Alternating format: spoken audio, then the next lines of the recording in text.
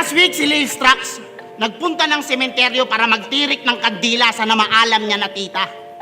Nagsisigaw sa takot kasi may multong nagpakita pero yung multo hindi siya makita. Tangina, paano ba naman kasi? Pang-apokalipto yung muka tapos pang-Indiano yung kutis. Gantong-ganto yung kulay ng mga tumbong sa UGs. September 3, 2022 nga nang mailabas na Sir Enigma ang isa na namang solid na lineup at ito nga ay napaloob sa Belta Balintong 9 kung saan dito nga rin naganap ang second round ng Isabay 2022. Maraming nga mga bagong battle MC ang kasali dito at merong nga din mga nagbabalik tip top tulad na lang nila Harlem at Elvis na matagal ngang di mo battle dito. At pagbalik nga nito ay sumali agad ito ng isa buhay. At syempre hindi rin mawawala ang mga komedyante na magbibigay buhay sa video natin sa araw nito. Kaya naman sa video natin sa araw nito ay sabay-sabay natin panoorin ang mga nakakaliw at mga nakakatawang linya na naganap sa event nito. Welcome back ulit sa ating munting channel. For today's video papanoorin natin ang Belta Balintong 9 Best Funny Line. At paalala ko lang muna, mga clips na inyo mapapanood sa araw nito ay ayon lang sa butang aking nakayanan at kung meron man ako hindi nisama ay mas mabuti bang sa mismong YouTube channel kayo ng clip na manood para sulit ang inyong panonood. So simulan na natin. Let's go!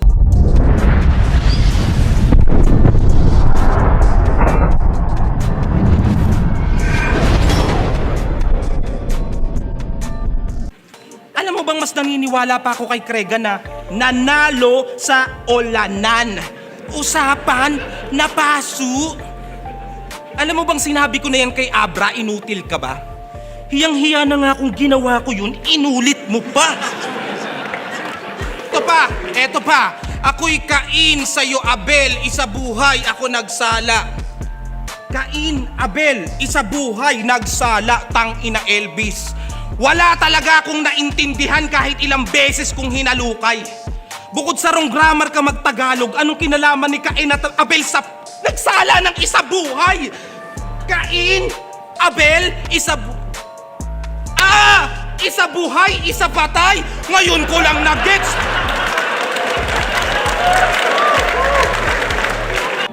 Kaya pakasalan mo na lang si Deo.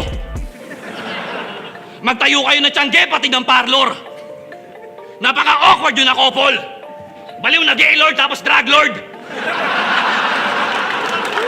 O baka sabihin mo, ikaw si Takamura. Luma na yung anime reference o lol.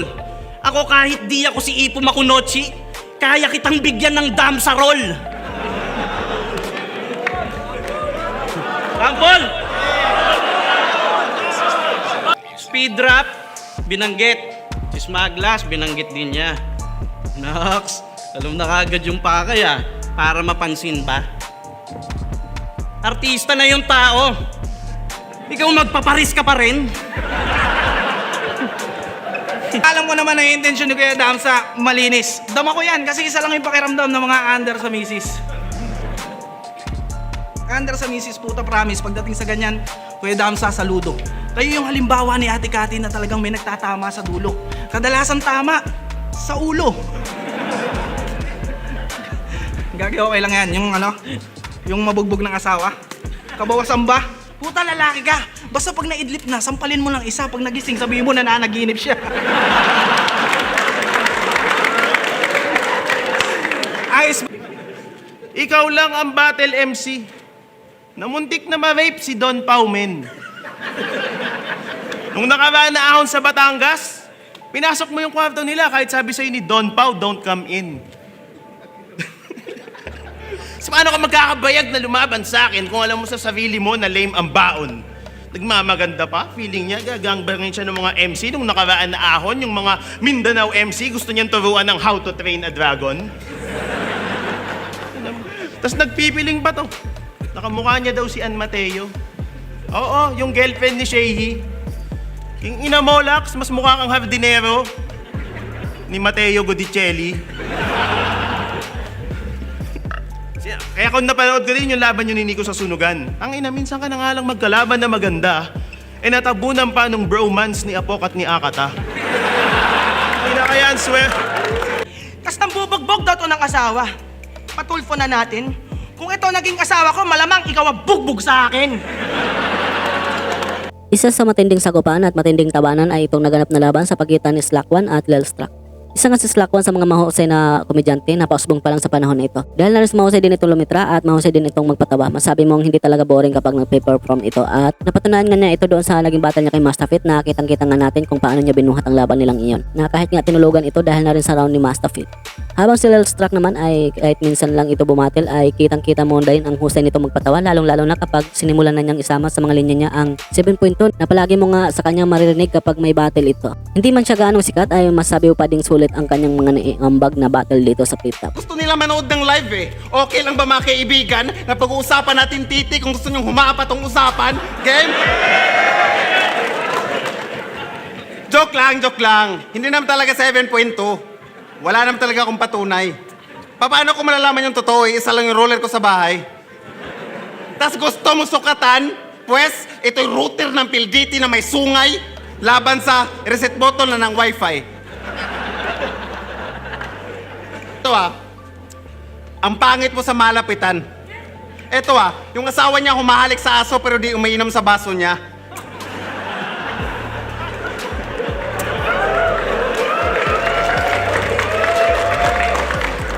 Ganon to kapangit. Yung nanay at tatay niya, divorce. Dapat sana may custody. Debate kung sino mag-aalaga sa kamote. Pinulot ka ni Gregor sa kalye dahil walang sumipot sa korte.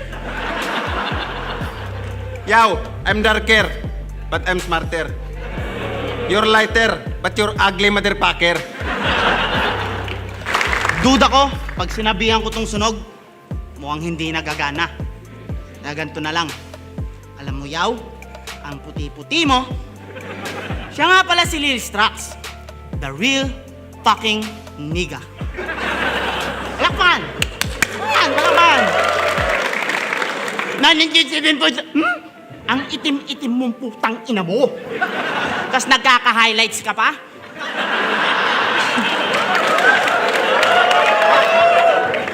Kahit anong video ng laban mo, talagang kulang ka sa brightness kahit nila 9 times ko na. Kasi, nung umulan ng kaitiman, sinalo mo yung kidlat. Wala nang pag-asang pumuti yung mga ganito eh, pero pwede kang kumintab. Magic Gatas, BS1, Turtle Wax, o gusto mo use oil, pwede na. Gusto mo karwasin na rin kita eh, malay mo kuminis ka leche ka. Etong Slack, di kailangan ng ganyan. Sa lahat ng komedyante, iba to. Pupuntos kahit salitang kanto lang na irarime ko sa putang ina mo. Pinanood ko uling laban na ito. Sabi niya, ano ba sabi mo, uling laban mo? Hindi ito nauubusan ng bar sa kada laban. Pusang itim nga, di ba? Ito'y everyday. Everyday? Paano yan pag energizer? Gagawin mong inergser? Yung motolite, gagawin mong mutolate? Ang kulit-kulit mo talaga, chocolate. At syempre, dahil umabot ka sa part nito at kung bago ka lang nagkapasyal sa channel ko, ay nanyanyahan mo na kita na mag-subscribe at pakihit na rin ng bell button para lagi kang updated kung may bago kong ilalabas mga content tulad nito.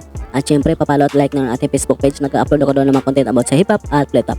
Maraming salamat at magpatuloy tayo. Isa kang negro na hip-hop na nanggaling sa gubat na nadiskubre nila ECE kaya natutong sumulat. O negro, hip-hop galing sa gubat! Straight out a wrong turn. Wrong turn. Yung gumaganon. Pwede nga itong beatmaker ko yung FL Studio gawa na nun. Kaya you're not a Filipino. You're not a Filipino. You're a motherfucking liar. Black lives for me, it doesn't even matter. Nung binuntis ka ng nanay mo, yung nanay mo nangihina. Sabi ng tatay mo sa doktor, Dok, pag may nangyari sa misis ko, kasuhan mo yung bata.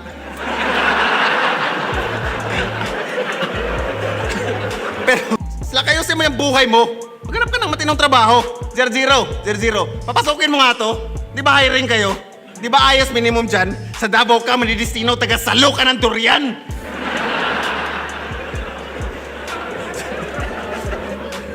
Tingnan natin sa naabot yung angas mo. Itsura, mukhang wala ng pahinga. Nababalot sa kalungkutan kaya palaging loose. Para lang makahinga. Hindi to Netflix. Ito ay Dick Flex. Slack, di ka pa handa sa totoong hamon sa buhay. Kahit gawaing bahay, di ka nga marunong magluto eh. Gusto nyo ng patunay? Gusto mo ng patunay? Pinagsugba ka ng manok, nilagyan mo ng crispy fry. O ano, crispy ba? Sabi ng misis niya, gunggong, mangmang, walang silbi. Ano ba yan? Ba't mo nilagay dyan pang tinola yan? Tinola na may crispy fry.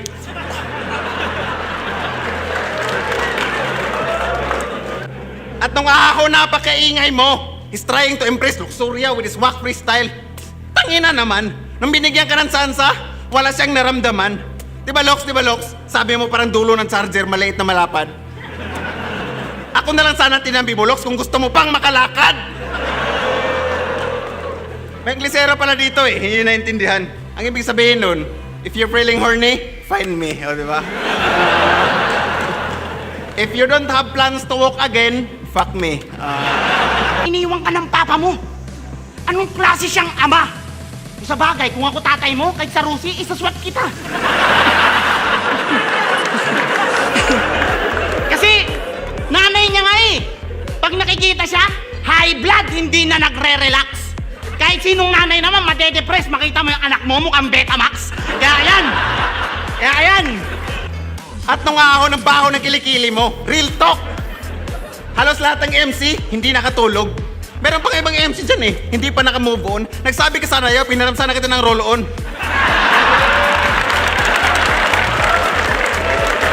Sunod naman ay ang laban sa pagitan ni Pistolero at Castillo. Isa nga din ito si Pistolero sa malakas na battle MC sa panahon na ito dahil sa makailang beses na nga itong sumali lang sa buhay at may pagkakataon pa nga na umabot pang ito ng finals ay masalo nga itong nag-improve sa battle at dagdag mo na rin ang desidido nga nitong maabot ang pagiging kampiyon sa taong na ito. Naging mabigat at solid nga ang mga jokes na baon nitong linya sa tuwing lumalaban siya.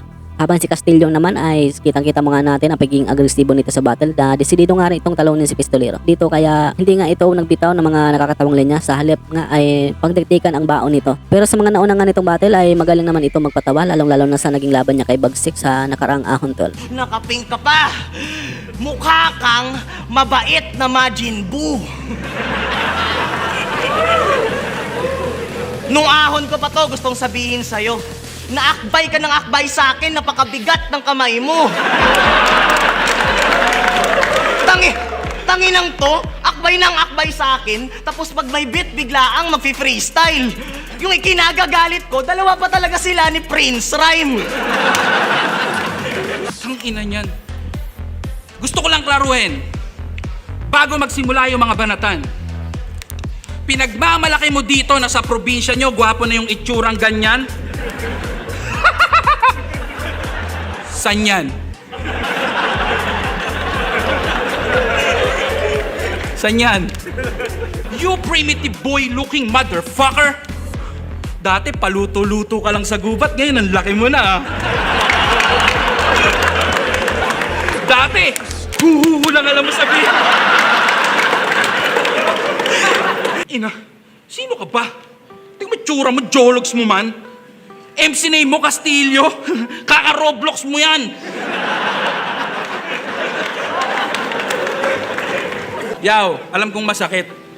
Pero dito sa lugar namin, natapos na namin yung ending ng probinsyano. Sa inyo, 2 beses pa lang namamatay si Cardo. Kaya sabihin mo sa lola mo, La, kung nanonood ka man, huwag kang masyadong mag-alala kay Cardo.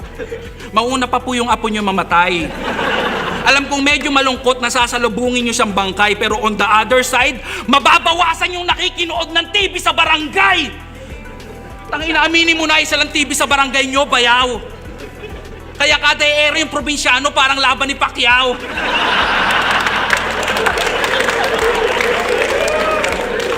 Tanginan to, siya daw yung dapat mag-champion kasi matagal niya ng pangarap to. Putangina mo, ano pa ako? Pang-apat na isa buhay ko na to.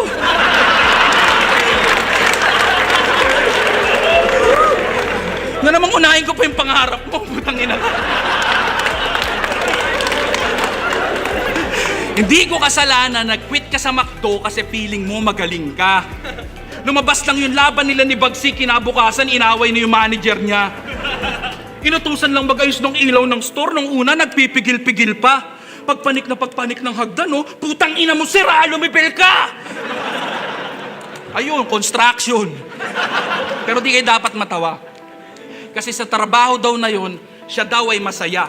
tiga masilya, asintada, palitada, etc. At ang paborito niyang sabihin, ano Foreman, lumibel ba?